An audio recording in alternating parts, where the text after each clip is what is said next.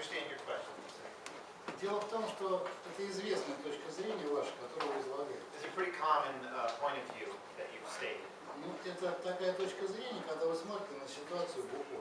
It's what you see, you stare straight without any perspective. Когда вы ее не видите в динамике. And you don't see the dynamic.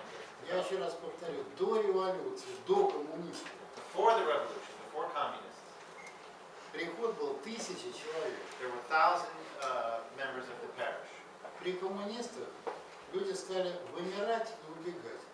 During communism, people started to die and run away. Вот смотрите, только в 1975 году в моей деревне дали паспорта. We were only given identification papers in my village in 1975. Поэтому никто не мог убежать до 1975. So nobody could run away until 1975 without ID to go anywhere. А когда их выдали в 1975 году, And once people got identification in 1975, то все мамы этой деревни all the mothers in the махали village платочком were waving them своим сыновьям в спину, чтобы они побыстрее удрали. at their sons, wishing them a good journey as they left Из этого концентрационного лагеря. from that concentration camp that was a village. Я жил в Москве. I lived in Moscow. Вы жили в Москве или где в России? Нет, я не жил в Москве. Я жил в Москве. Это была удивительная подлость. It was incredibly low, or Мы, москвичи, были элита. that the Muscovites were the elite, У нас было все. and we had everything: Колбаса, Sausage. масло, butter, все. everything, Одежда, clothes, развлечения. entertainment. После работы мы включали телевизор, We turned on the из TV крана у after, нас текла горячая вода. and we had hot water from the tap. В это время, в этой деревне, At the same time, in that village, где, как вы говорите, where you say люди жили счастливо, people were happy обеспечены и прекрасно, and did well, or had their material needs met. после 10-часового рабочего дня After 10-hour workday, люди приходили домой they came home и получали второй рабочий день. and got another workday Потому что на дворе стояло 2 коровы, because there were cows поросенок. to milk, livestock to feed, А в субботу and then on Saturdays, эти, как вы говорите, счастливые люди, these so-called happy people которые были очень счастливы при коммунистах, who were very lucky under communism, они организовывали автобусы they got on the bus и 3,5-4 часа ехали в Москву and rode 4 hours to Moscow за продуктами, for а groceries, потом 4 часа назад. and then 4 hours back. А завтра у них опять был рабочий день. And they had another work day the next day. Ответ простой. Прошла весна, So spring came, настало лето. Спасибо партии за это. Понимаете? Люди никогда не жили при коммунистах хорошо. Никогда. Был маленький кусок при Брежневе, чуть-чуть им подняли зарплату, у них перестали контролировать. При Хрущеве people never lived well under communism. вырубили все яблочные сады частные. A few years under Brezhnev, where they got a little bit. Не лезь. При Хрущеве вырубили сады, They cut down all of the orchards потому что налог на одно дерево был непомерный. because the taxes on one tree was Это impossibly была high. последовательная борьба с частной собственностью. It was part of the campaign against. Да, коров развели всех, потому что не давали. Налог на мясо, на молоко был такой, что детям ничего не оставалось. Okay, so they slaughtered all the cows because Если ты имел личную корову. if you had Taxes for milk and... oh yeah, taxes against Земля вся была колхозная, практически тотально. all of the farmland was part of the collective farm. У нас люди косили траву по реке, в пойме, на коленях с серпом. People cut hay, standing in the river. Ну, On banks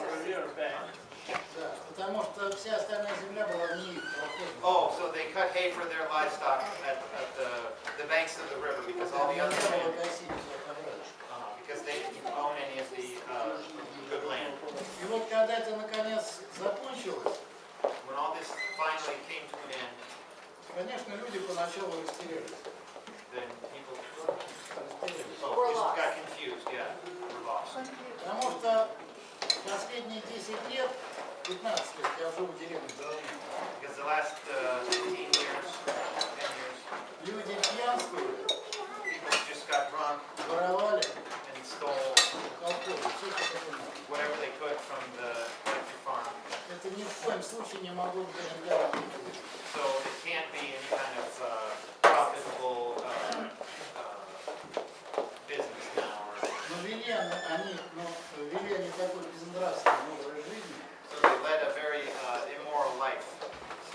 не потому, что они были плохие Not, люди, not because they were bad people поймайте, by nature, yeah. но потому, что они были лишены, спасибо партии за это, общения с Богом. Because they, thanks to the party, they were cut off from communion with God. Вот такова история, на самом деле, российская. Роман? Отец Владимир, у меня вопрос. Сами вы, выросли ли вы в верующей семье или пришли к вере во взрослом возрасте? И стали вы священником до или после переезда в деревню? И как Roman wants to know if you grew up in a believing household or you came to the faith as an adult, and were you a priest before or after you arrived at the village? Ну, я с детства был крещен, вот как Мария правильно сказала, мои родители были, мой отец известный технический переводчик, кстати, он заведовал журналом американских технический, там какой-то журнал очень известный, инженер американский. I was baptized as Он был главным редактором долгие годы, работал в издательстве «Мир». Вот. А мама, она была химик, научный работник. Вот. И они, естественно, работали на приличной работе. Отец в издательстве, значит, он был идеологический работник, мама научный работник. Поэтому официально крестить они меня не могли. Меня покрестили бабушки. Да, Маша? Потому что это было нельзя в те годы. Я с детства крещен. Мои родители тоже с детства были крещены, но в храм они не ходили. Ходила моя бабушка, и мои многие двоюродные бабушки ходили, потому что по линии как раз бабушки, там все народ был верующий. So both my parents had good jobs. My father was a translator for a technical scientific journal, and my mother was a chemist, and so they had really good jobs, and they couldn't jeopardize their positions by going to church. So my grandmother had me baptized just like their grandmothers had them baptized, and that was the sort of the kind of people who kept going to church were the grandmothers who I guess didn't have that much to lose.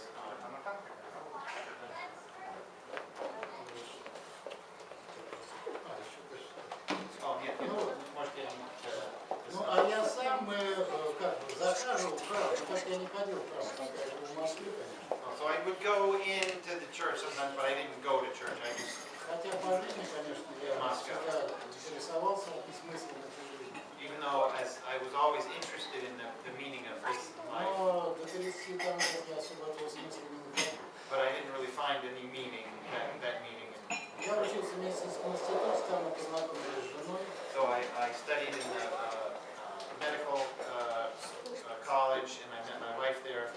Ну, как бы моя идея стать врачом добро, она как-то не состоялась. Я ушел из института.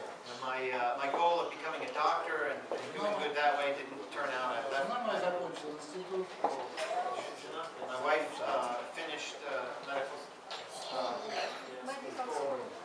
Первый медицинский институт. Вот. Ну, а в 89 году мне было 33 года, ей 32. У нас уже было двое детей. I was 33 in 1989. My wife was 32. We already had 2 children. Ну и 8 лет она защищала кандидатскую. She wrote her dissertation for 8 years. Вот, и как раз к этому времени она ее защитила. been defended at that time. Наши долги закончились. So we Your debts. paid our debts Yes. И мы уехали. and we left. И больше не были никому должны. Didn't know anybody anything else. С этого момента началась наша новая жизнь. Мы уехали сперва в Карелию. First we moved to Karelia. Если кто не знает, кстати, о Карелии, почему мы поехали в Карелию? Why did we go to Karelia? Ну, во-первых, потому что мы там бывали в походах на байдарке с детьми. We yeah, we had been on vacation trips there with the kids. Там Boating. понравилось. Boating trips. What kind of trips? Boating trips, yeah. Там очень красивые места. And it's a beautiful area. Ну, как раз до 89-го года By 1989, нельзя было уехать из Москвы you couldn't leave Moscow и не потерять жилую площадь. and lose. If you left Moscow, you'd lose Ее мы отобрали. your apartment. Правительство отобрало. Yeah, the government just took А it. в 1989 году Карелию, так как народ побежал с севера после перестройки, Because during Perestroika, the people in Karelia were leaving. сделали льготы. They made Special meetings. Exception. special conditions or favorable, yeah. И мы забронировали квартиру в Москве, We rented our apartment in Moscow, да, и уехали в деревню, yeah, and went to the village пробовать жить. and tried to see what it was like there. Потому что перед этим мы 9 лет стояли на очереди, Because we've been waiting 9 years in line жили в коммунальной квартире. for an apartment. We were living in a communal apartment, sharing a bathroom and kitchen, И отдавать это дяде не хотелось. and we didn't want to give it to the соседу. Uncle. Дядя.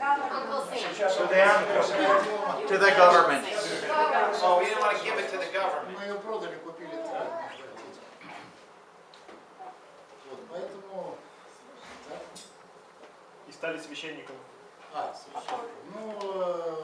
Карелия, тогда все только начиналось, 90, это было 89-90 годы, только началось шевеление какое-то. 1990 things were just, getting started. В этом процессе прихода в церковь всей России. Да? People started going back to church. Вот. И мы жили в деревне, где с 1936 года не было церкви.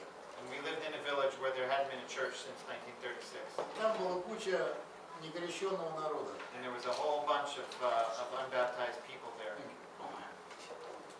И у нас там родилась третья дочка, We had our third daughter, и мы решили ее покрестить. and we decided to get her baptized. Так как в России все делается сообща, And because everything is done in a community in Russia, мы решили покрестить и всю деревню. we decided to baptize the whole village along with her. In a Serbian way. Кстати, меня зовут Владимир, а мою жену зовут Ольга. My name is Vladimir, and my wife's name is Olga. И тогда первый раз священник, который приехал к нам крестить, мою дочь, So the priest who came to baptize my daughter впервые предложил мне стать священником. suggested for the first time that I become a priest. Я тогда был совершенно не готов. I wasn't ready at that point. Через много лет, вот 7 лет назад, мой духовный отец, наставник, меня благословил, я с третьего раза согласился. But 7 years ago, my spiritual father blessed me to do that, and the third time I agreed to, third time I was asked, I agreed. И началась моя третья жизнь. And my third life began. В Москве я когда-то делал гитары, тоже в прошлой жизни, собственно. Я был музыкальный мастер. Да. Oh yeah, I used to make guitars in Moscow. Кстати, кто-нибудь играет на банджо? Anybody play the banjo here? Дикая страна вообще. You're wild.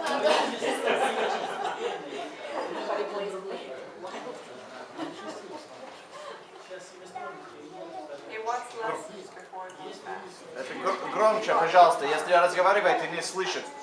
Громче. A banjo. They're talking about banjos. Глубокий это богословский вопрос. He wants lessons. Anybody have any more questions, maybe? Вы закончили духовную семинарию? Я заканчиваю, у меня диплом в этом году, последний курс заочной семинарии в Ярославле. I finished my last class in seminary in from Yaroslavl this year and got my diploma. Well, it's like a for remote students or Correspondence. yeah, Correspondence. correspondence course, exactly. Thank you, Father Vladimir, for talking to us and enlightening. Спасибо, отче, что вы разговаривали с нами. Это Последний момент. Я думаю, что вы умеете копировать диски. Мы хотели бы вам подарить диск о нашей общине, о нашем приходе. Спасибо, Так отче. что вы скопируете и все детали про нас узнаете. Спасибо большое. Спасибо. Мы показываем этот фильм скоро, через, может быть, несколько недель. We'll show the film maybe in a couple of weeks. This is a film about Father Vladimir's village and the church, and I think it's in English. Yes. And and also it's in English. So we'll schedule this and let you know ahead of time when we will be showing. I might have a Russian copy in my suitcase if you want the Russian too. Sure, why not? У тебя русский вариант есть? Я думаю, что да. Ну, у нас еще русский вариант.